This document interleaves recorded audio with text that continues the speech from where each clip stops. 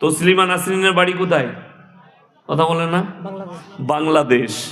নাস্তিক, বসে আছে দিল্লিতে। তার এসআইআরটা কবে হবে? তাকে তো এসআইআর দরকার। সে যদি দেশের নাগরিক হয়, সে না হয়, সে কি করে থাকবে?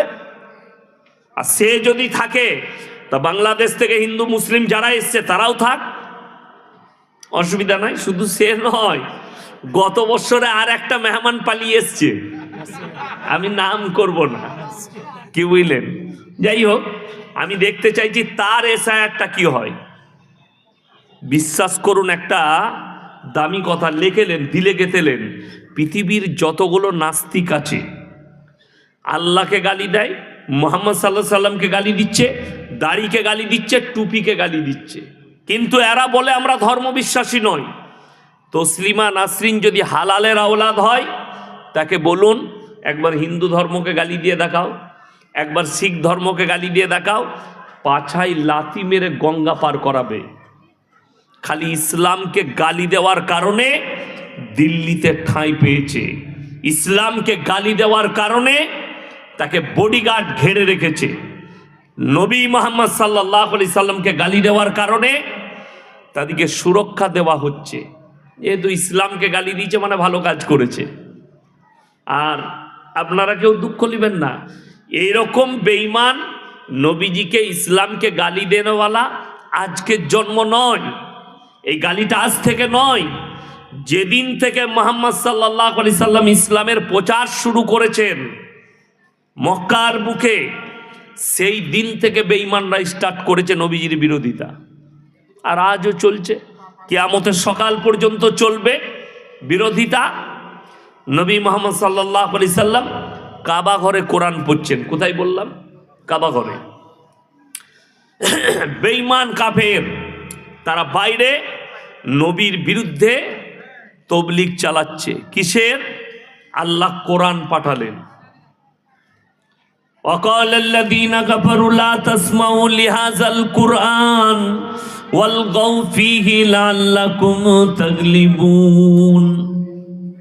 হে নবী, বেঈমান কাফেররা বাইরে তবলিগ করছে, নবী মুহাম্মদ সাল্লাল্লাহু আলাইহি সাল্লাম যে কোরআন তেলাওয়াত করছে সে কোরআন তোমরা শ্রবণ করো না, শোনো না, হাততালি মারো আর কানেতে আঙ্গুল দাও। ইমানদারির সঙ্গে বলুন, ইসলামকে রুকা গেছে? রুখতে পেরেছে? আজ পৃথিবীতে 250 কোটি মুসলমান, বলুন সুবহানাল্লাহ, 250 কোটি, রুখতে পারেনি। এখনো দ্রুত গতিতে ইসলাম ছুটছে। তসলিমা নাসরিন গালি দিচ্ছে। নূপুর শর্মা বলে একটা মেয়ে কয়েক বছর আগে মুহাম্মদ সাল্লাল্লাহু আলাইহি সাল্লামকে গালি দিয়েছে। আমি এদিকে গুনতিতে ধরি না, জানি না কে গুনতিতে ধরে, গুনতি নয়। ভারতের যারা মনীষী আমার কাছে, আমাদের কাছে, কবিগুরু রবীন্দ্রনাথ ঠাকুর, ঈশ্বরচন্দ্র বিদ্যাসাগর, বঙ্কিমচন্দ্র, শরৎচন্দ্র, রাজা রামমোহন রায়, স্বামী বিবেকানন্দ আমেরিকার শিকাগো শহরে দাঁড়িয়ে বলেছেন, পৃথিবীতে যদি আমি কেউ কি মহামানব মনে করি, তিনি হচ্ছেন হযরত মুহাম্মদ মুস্তাফা, বলুন সাল্লাল্লাহু আলাইহি ওয়াসাল্লাম। তাহলে নূপুর শর্মা কি স্বামী বিবেকানন্দের থেকে দামি লোক? না। এই প্রসঙ্গে একটা কথা বলি। আমাকে একবার বর্ধমানে খুব বড় ডাক্তার, এশিয়া মহাদেশের 3টে হার্টের ডাক্তারের মধ্যে উনি একজন, ডাক্তার আজিজুল হক। মৌলবি ছাড়া ধরতে পারবেন না, এত বড় বড় দাড়ি, 5 ওয়াক্তের নামাজি। কলকাতায় থাকে, বর্ধমানে একদিন বসে প্রতি মাসের 28 তারিখে, ওই করজেন গেটের কাছে মল্লিক বাজারের ওপরে বসে। বেশি রুগী দেখে না, 20টা না 25টা রুগী দেখেন। ওনার বাড়িতে পার্সোনাল প্রোগ্রাম করেছিল, আমি তখন খাগড়াগড় মাসায় থাকতাম, গেছি। প্রোগ্রাম শেষ হলো, ওনার একজন রিলেটিভ যাদবপুর বিশ্ববিদ্যালয়ের প্রফেসর, তিনি আমাকে খাবার সময় জিজ্ঞেস করলেন, মৌলী সাহেব একটা প্রশ্ন করবেন? করুন। আচ্ছা, আপনারা বললেন ইমানদার মুমিন ব্যক্তিরা জান্নাতে যাবে, ভালো লোকরা জান্নাতে যাবে। কবিগুরু রবীন্দ্রনাথ ঠাকুর তো ভালো লোক, ঈশ্বরচন্দ্র বিদ্যাসাগর ভালো লোক, তারা মানুষের সমাজের উপকার করেছে। স্বামী বিবেকানন্দ, বঙ্কিমচন্দ্র, রাজা রামমোহন রায়, এরা সমাজসেবী ছিল, সমাজের উপকার করেছে আমরা 100%। এখন এইখানে একটা মাসলা শুনেলেন, আপনারা কি বলছেন শুধু মুসলিম আমরাই ভালো কাজ করি, কোনো হিন্দু ব্যক্তি ভালো কাজ করে না? কথা বলেন। অনেকজন করে, কতজন করে, খুব ভালো কাজ করে, অনেক ভালো ব্যক্তি আছে, সমাজ সেবা করে, মানুষের উপকার করে। এখন জান্নাত আর জাহান্নামের মাসলা এখানে হচ্ছে যারা ঈমান আনেনি, আল্লাহর প্রতি বিশ্বাস আনেনি, নবী মুহাম্মদ সাল্লাল্লাহু আলাইহি সাল্লামকে বিশ্বাস করেনি, যদি কেউ এরকম ব্যক্তি থাকে আর ভালো কাজ করে, তার বদলা আল্লাহ তাকে দুনিয়াতেই দিবে, পরকালে আর কিচ্ছু থাকবে না। এইটা হচ্ছে মাসলা সহি। কেন? যদি বলেন দুনিয়াতে কি পেল, আমি বলছি যতদিন স্কুল, কলেজ, ইউনিভার্সিটি, কিয়ামত পর্যন্ত আপনি যে কোনো স্কুলে যান, প্রাইমারি, শিশু শিক্ষা কেন্দ্র আলাদা হয়ে যায়, তার বলন আলাদা হয়ে যায়। কি বুঝলেন? আমি ওই আপনাদের এখান থেকে ঢুকে গিয়ে, ওইটা হচ্ছে বিষ্টুপুর গ্যারাইয়ের পাশে, না, আমি জলসায় গিয়েছিলাম।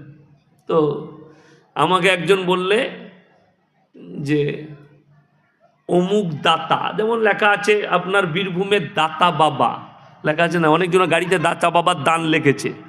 হারাম। দাতাকে কথা বলে না, আল্লাহ ছাড়া কেউ কি দাতা বলা যাবে না। দেনেওয়ালা মালিক আল্লাহ। মাল আমার কাছে আছে, আমি ইনাকে দান করছি, ঠিক আছে, কিন্তু সে মাল আমার নিজস্ব নয়, আল্লাহর দেওয়া নিয়ামত। কিছু আমাদের দেশে জিলাপি হুজুর গুটকাখোরগুলো বলছে যে আরে মানুষ তো, তুমি মাল দান করো, তা তুমিই দাতা। কে বললে ওটা দাতা? ওটা সামাজিক দাতা, কিন্তু অরিজিনাল দেনেওয়ালা তিনি হচ্ছেন আল্লাহ। আচ্ছা, যে মানুষ মারা যায় সে কিছু দেয়? কথা বলেন, কিচ্ছু দেয় না। যাই হোক, ওটা পরে আলোচনা করব। এখন ভারতে 10 কোটি মুসলমান আছে, তার মধ্যে 31 কোটি মুসলমান। 10 কোটি মুসলমান আছে কিনা সন্দেহ আছে। যদি বলেন কেন, এই থানাটা কাঁকসা থানা তো, বুদবুদ, আচ্ছা বুদবুদ থানা, তাহলে তো আরো সুবিধা হলো। কথা বুঝতে পারেন, বুদবুদ থানা। আমি অনেক দিন আগে বুদবুদ টাউনে, বুদবুদ বাজারে দেখবেন একটা মসজিদ আছে, দেখেছেন বাজারে? আমাকে ওরা জানি না কিছু ছেলে বললে উनको बुला लीजिए, अच्छा तकरीर करते हैं मौलवी शौकत साहब का लड़के को। আমাকে ডাকলে আর বললে রাঁচি থেকে পৃথিবীর সব থেকে দামি মুফতি আসছে। আমি শালা কি দেখবো একবার, কত বড় মুফতি। স্টেজে 7খানা গুটকা ছিঁড়ে মুখে ভরে এলো, বাস্তব কথা বলছি, 7টা গুটকা ছেড়ে আমার পাশে বসে মুখে ভরলে। তো আমি বয়ান শুরু করলাম, আর আশেপাশের যতগুলো জিলাপি হুজুর ছিল তারা খালি ছুটে বেড়াচ্ছিল, ইনকো উতার দো, সালা কাফির হ্যায়, ওয়াহাবি হ্যায়, ইনকো নিকালো, ইনকা তকরির নেই চলেগি। আর আমাদের পুরুষ তো জানছেন কত ভালো গ্রাম, 4-5টা ছেলে আমার এলো। আমি বললাম যে দেখবি খাসির গোশ ভুনা আর খাস চালের খিচুড়ি করেছে। বলছে হুজুর একটু লাইন করে দেন, ভাই তোরা আমার সাথে খাবি, চিন্তা নাই, আই খালি জলসা শুনতে। তারা তো জলসা শোনার লোক লয়, কিসের খাবার লোক। আমরা চলাই, যখনই বাইরে বলছে 4-5টা বলবি ইনকো উতার দো, ইনকা তকরির নেই শোনা যায়গা, ये काफिर है, वहाबी है और फुलाने हैं, তখন এরা 3-4 জন বলছে যে ইয়াসিন সাহেবকে নামালি বোম চার্জ করে দেবো, যা হবে হবে। ভয় আর কেউ বলে না, দেখছে পুরুষ ছেলে গোলমাল করবে। ওরা বললে নামাক খালি, তারপরে ভাঙচুর কি করতে হয় আর ঝামেলা কি করতে হয় দেখে নেবো। আমাকে আর নামাইনি, বলে সবসে বড়া মুফতি আর হ্যায়, 5টা গুটকা ছিঁড়ে মুখে ভরল। তো আমি যখনই দেখলাম সে কাজ করলে, তখন আমি বললাম আল্লাহ কোরআনে বলেছেন, নবীজি সাল্লাল্লাহু আলাইহি সাল্লাম হাদিস বর্ণনা করেছেন, নেশাগ্রস্ত জিনিস হারাম। আমাদের দেশের এক তবকার মৌলবীরা বলছে মকরু। এরপর মকরুর আমি একটা ব্যাখ্যা দিই, সেই মৌলবীকে জিজ্ঞেস করুন যে জীবনে গুটকা খায় না তাকে গুটকা খাই দিলে মাথা ঘুরবে না ঘুরবে না? ঘুরবে, তার মানে নেশা হচ্ছে। যে জীবনে খৈনি খাই না তাকে খৈনি খাই দেন, মাথা ঘুরবে না ঘুরবে না? মাথা ঘুরবে। যে জীবনে গুল মাজে না তাকে গুল মাজি দেন, মাথা ঘুরে পড়ে যাবে, সে বেহুশ হয়ে যাবে। তার মানে এগুলো নেশা। যে বিড়ি খায় না, যে সিগারেট খায় না তাকে খাইয়ে দেন, মাথা ঘুরবে। তাহলে এগুলো নেশা। নেশা হচ্ছে বলে মাথা ঘুরছে, নেশা না থাকলে মাথা ঘুরতো না। অর্থাৎ যে অভ্যাস করে নিয়েছে, কি বুঝলেন? দেখবেন যেগুলো জাত মাতাল, জাত মাতাল বুঝেন? হ্যাঁ, আমাদের কিছু ছেলে আছে আমাদের গলসি থানায়, তারা নেশা করে। প্রথমে মদ করেছে, আফিং করেছে, হিরোইন করেছে। কোনো নেশা যখন কাজ করছে না তখন এই হাতে রক্ত বার করে, ইঞ্জেকশন নিজের সিরিঞ্জি ভরে রক্ত বার করে নেশাটা মিশিয়ে, কি নেশা জানি না, আবার ভরে দিচ্ছে। সেটা একটা নেশা। এইটাও